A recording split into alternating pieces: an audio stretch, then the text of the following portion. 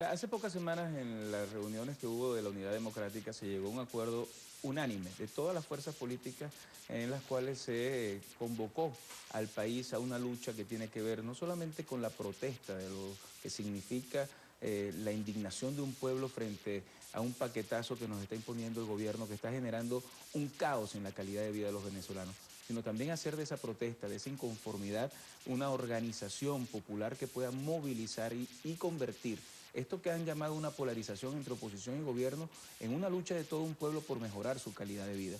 En pocos meses nosotros tenemos una convocatoria nacional a un nuevo proceso electoral. Es el proceso electoral más importante en términos de las instituciones públicas del país, porque es la Asamblea Nacional, que es el ente que designa fiscal, Contralor General de la República, Tribunal Supremo de Justicia, que en definitiva puede hacer reformas constitucionales, que aprueba los presupuestos y los créditos, que investiga al gobierno nacional y que se convierte en el contrapeso del Poder Ejecutivo. Durante 15 años esta institución ha estado secuestrada por el gobierno nacional. Y algunos te preguntan y te dicen, bueno, ¿y para qué sirve la Asamblea Nacional si para nosotros ha sido inútil?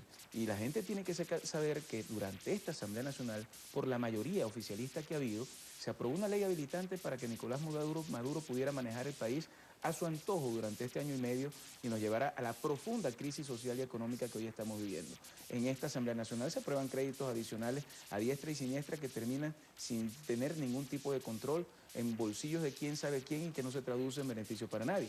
En esta Asamblea Nacional se han aprobado todos los convenios de endeudamiento del país, de reparto petrolero a otras partes, y por eso es tan importante tener una Asamblea Nacional que sea un motor de cambio. ¿Cómo? A través de la organización popular, a través de la protesta ciudadana que tenga contenido social. Yo me he conseguido a lo largo y ancho del país gente en todas las colas cuando vamos, por ejemplo, a recorrer Venezuela. En Puerto Ordaz estuve caminando en una cola de gente que llenaba sus bombonas de gas en colas que pudieran durar 5 o 6 horas. Llegué a ver a personas hasta de 80 años haciendo la cola cargando su bombonita de gas. Mira, imagínate tú lo que significa eso. Y mucha gente vestida de rojo, con franelas del expresidente Hugo Chávez que te decían, nosotros no queremos seguir viviendo esto. Y en ese sentido yo creo que nosotros tenemos un gran reto, sumar a toda esa gente que antes votó por el oficialismo y que nos ve a nosotros como alternativa. Precisamente esa es la pregunta, ¿cómo asumir ese reto de capitalizar el descontento y no generar más desesperanza aprendida en el marco de lo que ha vivido en los últimos años la oposición venezolana?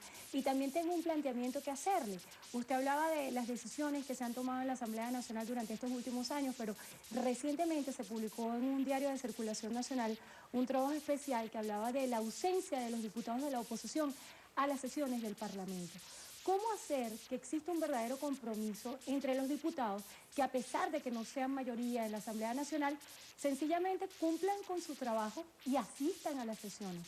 Bueno, es que el trabajo del parlamentario, además de asistir a las sesiones, además de asistir a las comisiones en las que formamos parte, es también en una Asamblea Nacional absolutamente atípica como esta, donde se ha perdido la institucionalidad y donde la violencia y la confrontación ha sido la marca de esta gestión del señor Cabello, pero no ha habido ningún tipo de aprobación de leyes, también tiene que ver con la lucha de calle que tenemos que dar. Nosotros hacemos asambleas permanentemente en la calle, en lo que es el parlamentarismo de calle, y hemos hecho desde nuestro partido lo que se llama la Operación Lupa, que es denunciar en la Asamblea Nacional y en la calle también las obras inconclusas de este gobierno y los daños que se le han generado a la gente. Entonces, creo que el trabajo parlamentario trasciende en este momento el trabajo meramente de asistir a las sesiones y se convierte en un trabajo mucho más de difusión de un planteamiento distinto al que ellos tienen. Por eso es tan importante ganar el proceso electoral, reinstitucionalizar la Asamblea Nacional y desde allí, por ejemplo, nosotros estamos reiniciando, el día de mañana deberíamos estar reiniciando las sesiones de la Asamblea Nacional. ¿Qué pienso yo que deberíamos hacer si tuviéramos una mayoría distinta a la que hoy existe? Investigar por qué el gobierno nacional quiere vender Sitio, una empresa que le genera dividendos al país por cerca de $1.000 millones. ¿Por qué razón ese bien que es patrimonio de todos se va a vender por decisión del gobierno nacional y no por una decisión de todo el país? Yo quisiera que en esta Asamblea Nacional y en este reinicio de sesiones pudiéramos discutir por qué han muerto de forma violenta 85 funcionarios de seguridad en lo que va de año. ¿Por qué una niña de 10 años pierde la vida con un tiro? ¿Por qué en Venezuela han aumentado los alimentos y las bebidas no alcohólicas en 91% en lo que va de año? Hoy que están iniciando tus hijos, nuestros hijos, clases, resulta que la lista de útiles escolares aumentó entre 100 y 300%. Tenemos la inflación más alta de los últimos 18 años. Y todo eso deberían ser los temas que a la gente le interesa que se discutan en la Asamblea Nacional. Pero una mayoría secuestrada por el gobierno nacional, es muy difícil que eso se pueda dar, y por eso nuestra lucha tiene que ser en la calle, con parlamentarismo de calle y organización popular para derrotar a este gobierno. En el marco de ese receso parlamentario, ¿cuáles son las prioridades? ¿Cuál es la agenda que lleva la oposición una vez que se reanuden las sesiones en el Parlamento? Porque ha habido duras críticas de que la Asamblea Nacional en los últimos tiempos se ha dedicado a la aprobación de créditos. ¿Cuál piensa usted debería ser la prioridad y cuál es la agenda que lleva la oposición una vez que se reanuden las sesiones en la Asamblea? Por cierto, aprobación de créditos que terminan en plata, que se despilfarra y no terminan en obras concretas para la gente. Nosotros quisiéramos, por ejemplo, que en este periodo de sesiones pudiéramos discutir la ley de producción nacional. No puede ser que Venezuela, a través de una política de Estado que ha tenido el gobierno durante estos 15 años, ha destruido la capacidad productiva del país y ha hecho de la expropiación y la confiscación un mecanismo bajo el cual los venezolanos han visto cómo la oportunidad para desarrollar en Venezuela capacidad de producción se ha visto en el suelo. Comprar todos los alimentos afuera no es posible que sea la política de este gobierno, y lamentablemente cuando le faltan los dólares entonces tenemos el desabastecimiento que tenemos. Deberíamos estar hablando de esa ley, deberíamos hablar de la reforma de la ley de alimentación para darle cestatiques a pensionados y jubilados que ellos no han querido discutir. Deberíamos entrar en un proceso de investigación e interpelación del equipo económico para averiguar por qué razón en Venezuela estamos en esta crisis económica tan grave y qué están haciendo ellos y asuman su responsabilidad. Deberíamos promover un gran acuerdo nacional, quienes están de un lado y del otro, para hablar de un verdadero desarme y de una ley de protección a los familiares víctimas de la violencia. Es decir, hay muchos temas que, dejando la política a un lado o la confrontación o la polarización, pudiéramos llegar a acuerdos en función del país. Pero este es un gobierno cerrado a la discusión, y por eso es tan importante que el pueblo pueda rescatar la Asamblea Nacional y hacer de esa institución una institución que sea el motor de cambio. En el marco de esa estrategia que usted denomina arrasar en la Asamblea Nacional, rescatar la Asamblea Nacional, revisando las declaraciones que usted daba ayer, hay dos tácticas que salen a la luz, ¿no? Una es la ruta de calle con mira a las parlamentarias y la propuesta de Primero Justicia de una plataforma única de cara a las parlamentarias. Yo le pregunto, esta ruta de calle implica protestas. ¿Cómo hacer que estas protestas no desencadenen violencia? Y si usted va a asumir la responsabilidad de que lo que significa esta convocatoria de calle, comprendiendo la experiencia de lo que vivió Leopoldo López luego de hacer unas convocatorias de calle. Mira, son dos cosas absolutamente distintas, porque la convocatoria del mes de febrero fue una convocatoria que promovió más la polarización política en el país que la defensa de los derechos de los venezolanos que menos tienen y que están pasando más necesidades.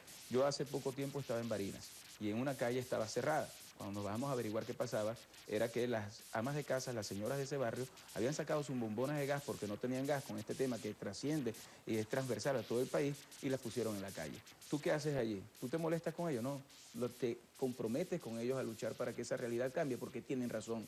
O la protesta que se da en un barrio de Maracaibo por no tener agua durante 3 o 4 días, o lo que ocurre en Falcón, que se va la luz todos los días siendo un estado donde debería haber luz. Entonces, que tú le digas a la gente que no puede alzar su voz frente a eso es una aberración absoluta, porque al final esta es una política en el gobierno, la política económica, la política social es una política que termina humillando al ciudadano, que lo termina secuestrando a una cola, que le quiere imponer una tarjeta de racionamiento a través de una captahuellas, que es absolutamente inaceptable, que termina diciendo que los venezolanos somos contrabandistas. Ahora, esa es una protesta que tiene que tener contenido social y que tiene que servir para que las comunidades se organicen, que no tiene absolutamente nada que ver con la violencia, y que lo que tiene que ver es que con la organización popular, con miras a convertir ese descontento en voto efectivo para pasarle factura de forma democrática y pacífica a un gobierno que ya tiene el sol en la espalda. ¿Cómo hacer que esas protestas con contenido, esas protestas tengan propuestas?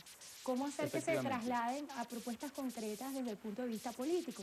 Y también le quiero hacer énfasis en la segunda táctica que ustedes plantean, la plataforma única.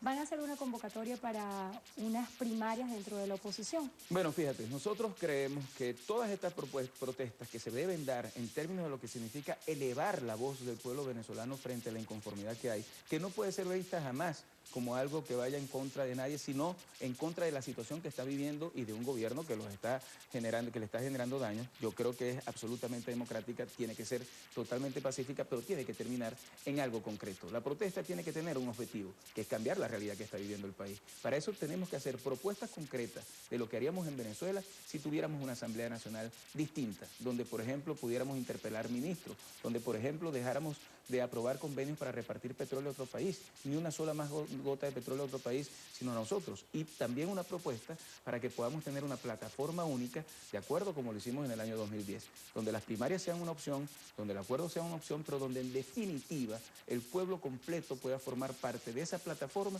y tener una plataforma lo suficientemente plural para que el sector que en algún momento creyó en el oficialismo y que hoy está decepcionado, nos vea como el gran factor de unión de los venezolanos y también el gran factor de cambio. En el marco de ese factor de unión, ¿por qué se ha demorado la selección del nuevo secretario general de la Mesa de la Unidad? Bueno, porque es una discusión entre más de 30 organizaciones, porque es una decisión que tiene que ver con un tema muy plural y porque en definitiva lo que estamos promoviendo y tratando es de llegar a un gran consenso. Aquí no hay un dedo que impone nada, como ocurre en el gobierno. Y yo espero que esta semana se puedan estar tomando decisiones y anunciarlas porque en definitiva lo más importante, que es el documento estratégico, que definió que las parlamentarias son nuestro gran objetivo y nuestra lucha organizada porque el pueblo pueda tener una voz, alzar su voz y luchar por un cambio, esa estrategia unitaria ya fue aprobada y en definitiva lo que tenemos es que avanzar en dar muestras muy claras de que somos una alternativa para que el país pueda cambiar. ¿Qué día de esta semana se espera esa reunión? Mira, no la han convocado aún, están todavía todas las reuniones entre organizaciones políticas y yo espero que ya a final de esta semana esa reunión de la MUD se pueda dar y se pueda hacer ese anuncio al país y que nos concentremos en la agenda de los venezolanos, que es en definitiva lo que la gente está esperando. Hablando de esa agenda, en el marco de las declaraciones que usted ofrecía ayer, llamaba a los miembros de la oposición a dejar de lado las propuestas inviables y no atacar al gobernador Enrique Capriles ni a la unidad.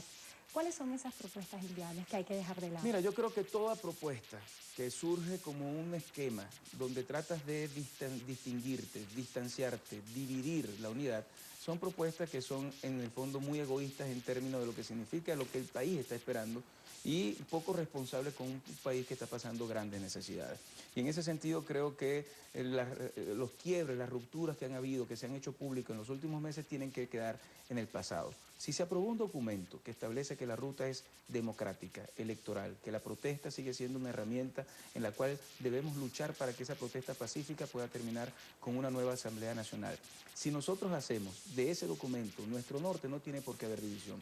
Si empiezas a generar planteamientos que no tienen apoyo en ninguna de las demás fuerzas políticas ni sociales del país, estás generando división innecesariamente.